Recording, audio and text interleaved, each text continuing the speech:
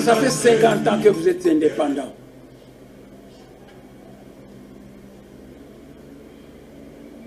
Vous avez fondé des partis politiques de toutes sortes. Et petit à petit, rien n'a marché. À l'époque du président Mobutu, j'étais à l'hôpital Mamayemo. Je travaillais à l'hôpital Mamayemo. Quand je travaillais à l'hôpital Mamayemo, il y a quelqu'un qui est venu me contacter pour me dire « Mais Tolingio, quand on a parti politique, Nabiso ?» Moi, je leur ai demandé « Votre parti politique a quoi comme idéologie ?» Dans les pays du monde sérieux, lorsque une tribu, un peuple, est allé dominer un autre peuple, il lui impose sa langue, il lui impose sa culture, il lui impose sa religion, etc. Aussitôt qu'on devient indépendant, la classe politique de ce pays qui vient d'avoir l'indépendance se met à éduquer le peuple pour désaliéner le peuple. Aller en Europe, aller en Asie, dans tous ces pays du monde, toute communauté, tout peuple ne parle que sa langue maternelle. Mais combien de fois l'UNESCO a demandé à ce que les peuples africains étudient en utilisant les langues autochtones. Mais allez voir en Asie, allez voir en Israël, allez voir partout. Israël, c'est 27 000 km². Seulement 27 000 km². Et sa langue n'est parlée nulle part ailleurs dans le monde, à part en Israël. Mais tout en Israël se fait en hébreu. Mais si on est toute l'Europe, le pays pourrait être tout petit, les gens n'utilisent que leur langue ancestrale. Alors ici, en Afrique, ici dans notre pays, nous devons nous poser la question de savoir, en matière de langue, qu'est-ce que moi, le dirigeant politique, je dois demander au peuple de faire en matière de langue. Non, mais vos dirigeants politiques tiennent des meetings en français. Et en tenant des meetings en français, le peuple même ne comprend pas ce que vous dites.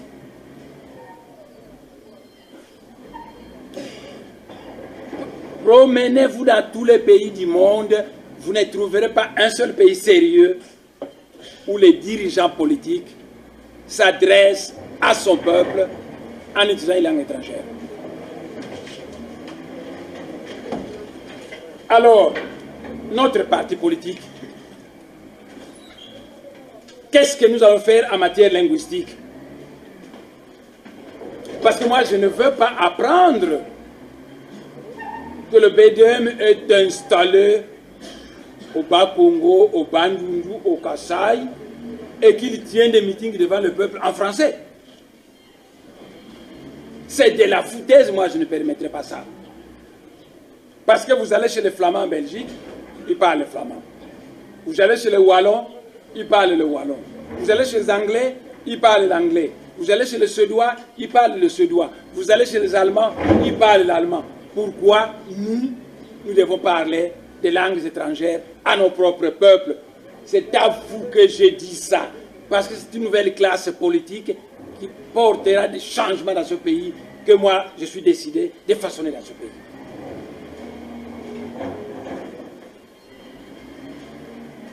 Si j'avais de l'argent, j'allais vous payer des billets pour aller voir en Europe, partout en Europe, partout en Asie, partout en Amérique. Et même quand vous avez un petit pays, tout petit, les gens parlent dans leur langue maternelle. seul en Afrique.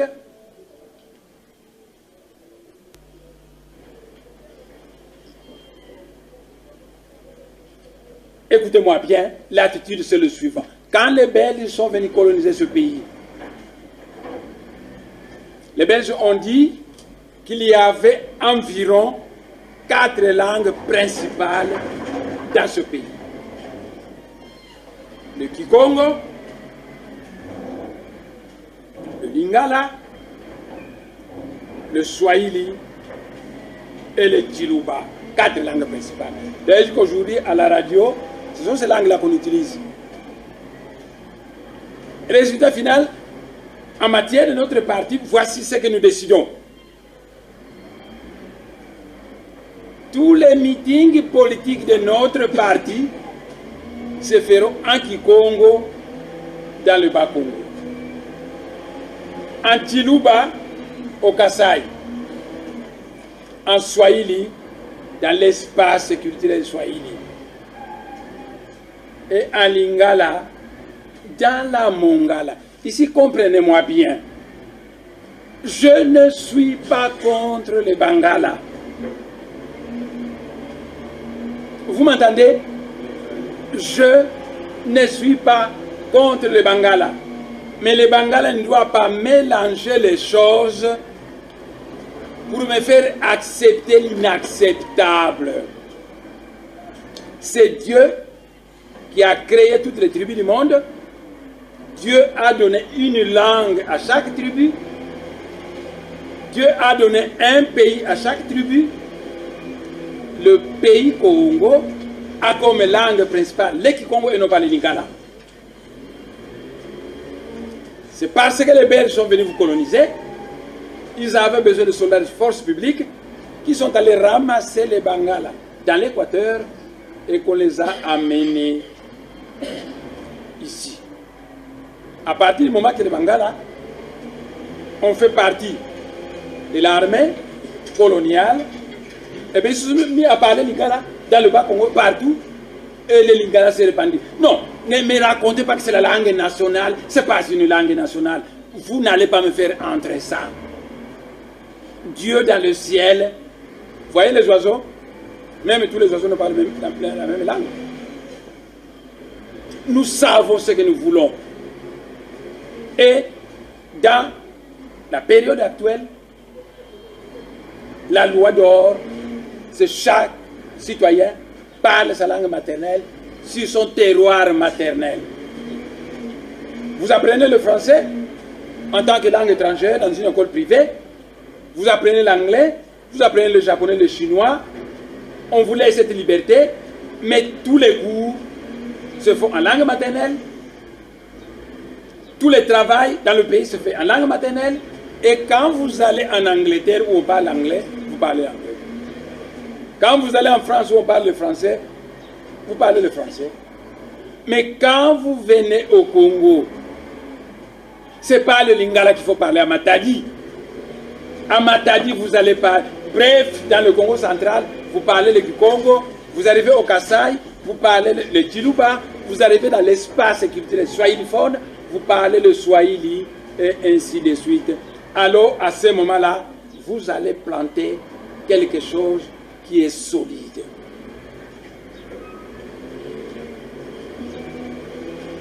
Je vais poser une question aux Bangala. Les Bangala vivent dans le Bas-Congo, ça fait environ 80 ans. Combien de Bangala savent parler le Kikongo? Eux, ils ne parlent pas.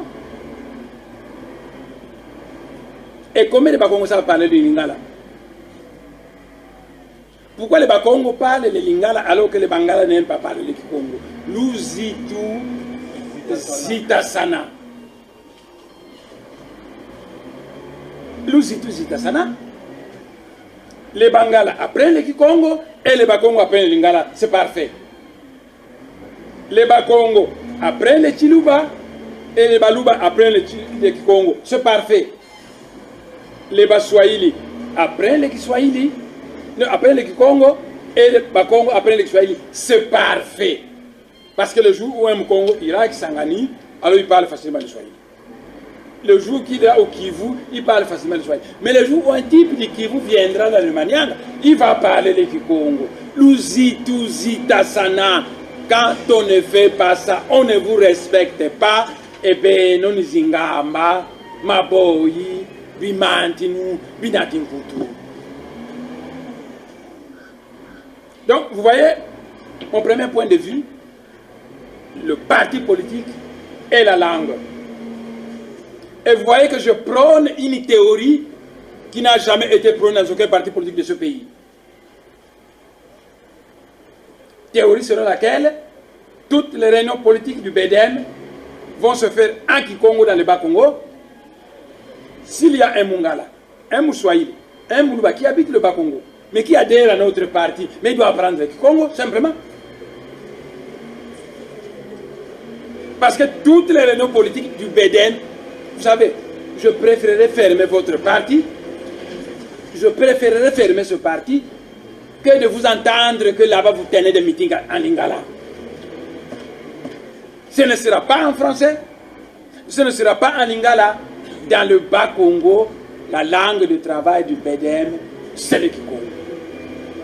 Et le BDM, quand il arrive au Kasaï, la langue de travail, c'est le Chiluba. Quand le BDM arrive chez les Bangala, à la Mongala, pas à Kinshasa. Kinshasa, c'est le Bas-Congo. Le Lingala, nous le chasserons de Kinshasa. Vous m'entendez? Nous le chasserons de Kinshasa. Par contre, quand vous allez à la Mongala, dans l'Équateur, qui est le terroir auquel les anges Dieu a donné au Bangala, avec comme langue Lingala, vous parlez le Lingala. Donc voilà, je pense que le premier point est suffisamment clair. Le premier point, c'est le suivant. Lorsqu'une tribu va dominer une autre tribu, va soumettre une autre tribu à sa loi, eh bien, à la longue, quand cette tribu obtient l'indépendance, elle doit se désaliéner. Ça signifie qu'elle doit chasser la langue étrangère pour restaurer la langue que Dieu a donnée à ce peuple. Elle, cette tribu, doit réhabiliter sa culture, elle doit réhabiliter son histoire, et au fur et à mesure qu'on va avancer de cette façon-là. Mais comme nous sommes dans un pays où il y a le Kikongo, le Lingala, le Swahili, le Chiluba, notre principe est le suivant. Notre parti utilise le Congo au Bas-Congo, le Chiluba au Kasaï et le Lingala dans l'espace culturel Lingala. Je m'en vais vous lire un document que nous avons écrit et qui s'appelle « Le travail de désaliénation mentale ».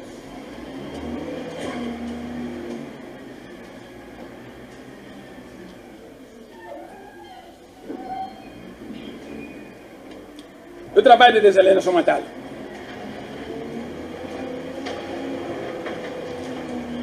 Écoutez, lorsque une tribu étrangère vient coloniser, dominer, imposer sa loi à une autre tribu, elle lui impose sa langue, sa culture, sa religion, sa civilisation et sa mode de vie. Dans tous les pays sérieux du monde,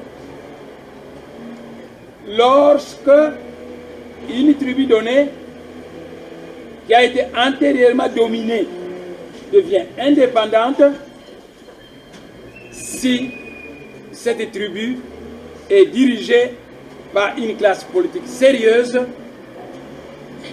cette tribu antérieurement dominée commence tout d'abord par se désaliéner mentalement.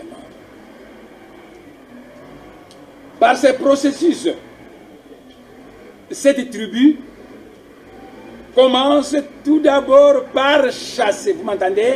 Par chasser la langue de l'envahisseur.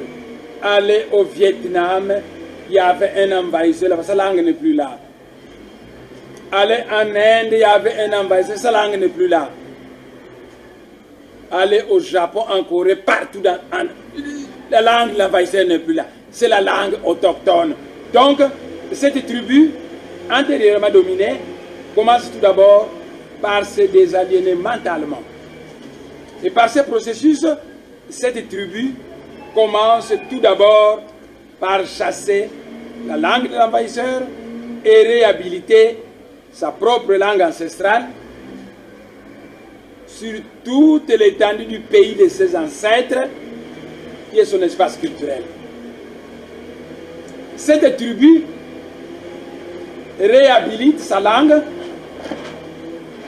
sa culture, sa sagesse, son histoire, sa tradition religieuse, puis elle modernise son terroir ancestral.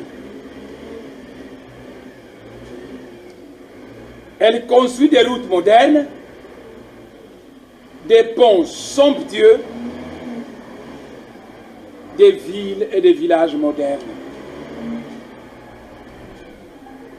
Cette tribu dirigée par des dirigeants lucides construit des industries modernes qui procurent du travail aux fils du pays. Il ne faut pas aller procurer du travail au Bangala, au Katanga et faire chômer les Katangais. Il ne faut pas aller procurer du travail au Baluba, au Kivu et faire chômer les gens du Kivu. Et il ne faut pas venir procurer du travail au Baswahili dans le Bas-Congo et faire chômer les gens du Bas-Congo. Cette tribu, si elle est dirigée par des gens sérieux, construit des industries modernes qui procurent du travail aux fils du terroir, leur assure le bien-être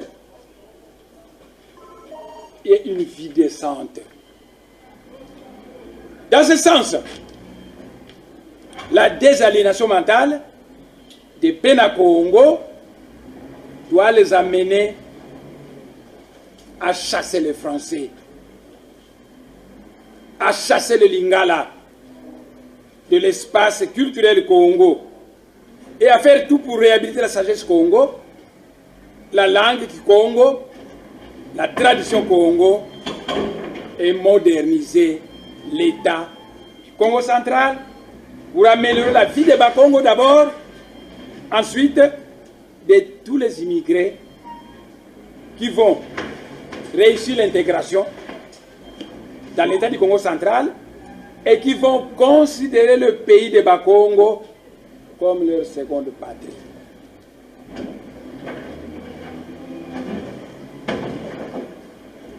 Voilà le premier point. Je résume et maintenant je vais passer au second point.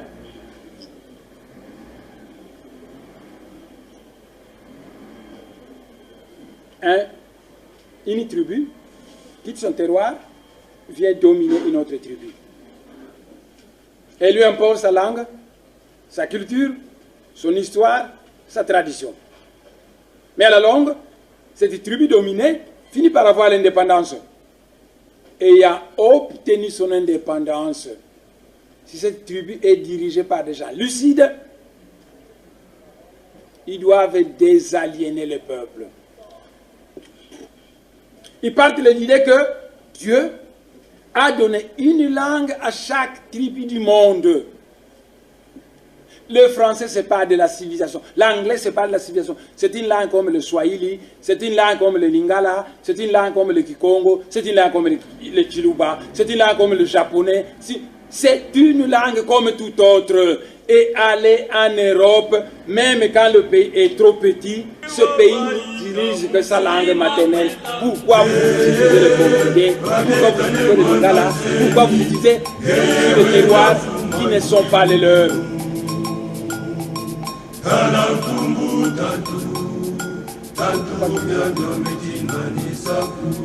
Pour le BDM, comme parti politique, la langue du travail, ce sont les langues bantoues.